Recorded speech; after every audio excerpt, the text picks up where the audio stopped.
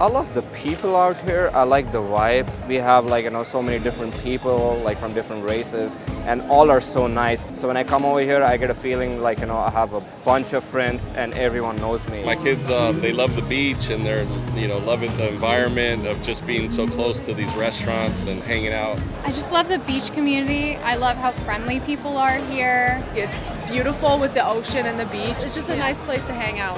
This is one of the few cities where I feel like I can walk around at any time of night. Yeah. Okay.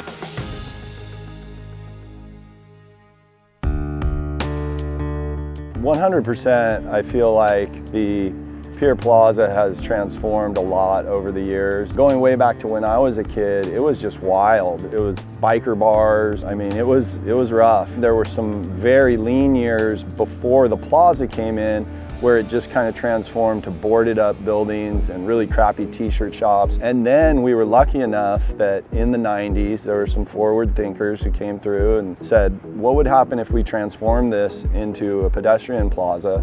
And they got a bunch of entrepreneurs to come in at the same time and built all these really nice restaurants and bars and these businesses. We're very fortunate as a city to have that at the core of our downtown. So there was a council, they saw the opportunity to make this a really cool walking, entertainment, eating, having fun, socializing, and bringing in the right retail. And then they cemented the Pier Plaza really the day before we opened Sharky's, which was amazing. 98, 99 was just a boom town and very, very successful. Everybody was really happy with it. The current council and city manager, for the most part, pretty decent to work with. They had asked us to make a few changes and we were happy to do it. So we're lucky enough to get about 2 million visitors a year down here in the downtown and on the Pier Plaza. The annual semi or triannual CUP reviews, I mean, it's in the single digits of assaults, in the single digits of drunken publics, in the single digits of any other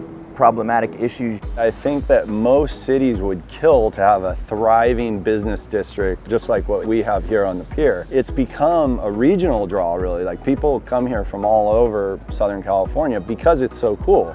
So we should be very proud of that. Anytime you get a spot where a lot of people congregate, you're gonna have some people who do bad things. That happens at the Rose Bowl or Disneyland or anywhere, but if there's a fight in the parking lot at Disneyland, people don't clamor to close Disneyland.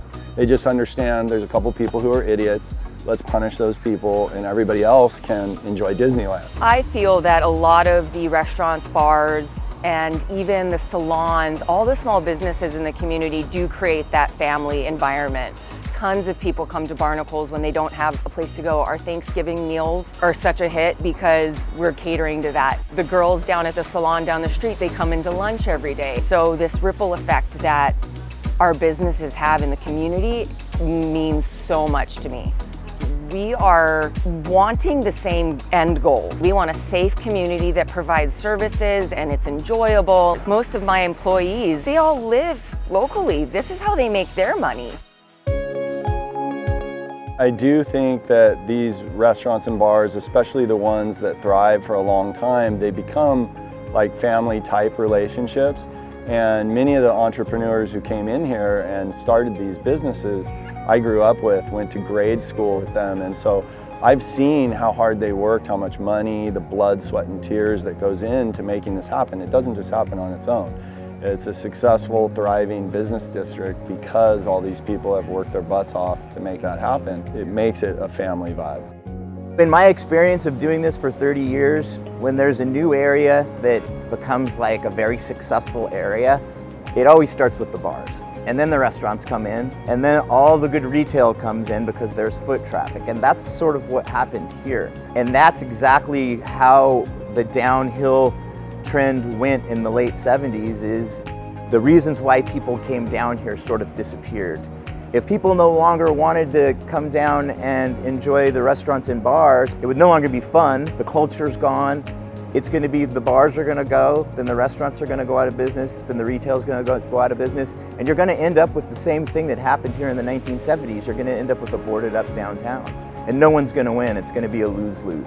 I would say and describe Hermosa as a really small, quaint, beautiful community in a really large city. It's a community of activities. There's so many activities and there's so much to be involved in. And it's a young, vibrant town. It brings in tons of tourists, tons of people want to come here. There's a lot to say about our city and I'm really proud of it. I completely think that all business is good business in this city and I do believe that we all help each other out. One of the things that I would like to see is a partnership.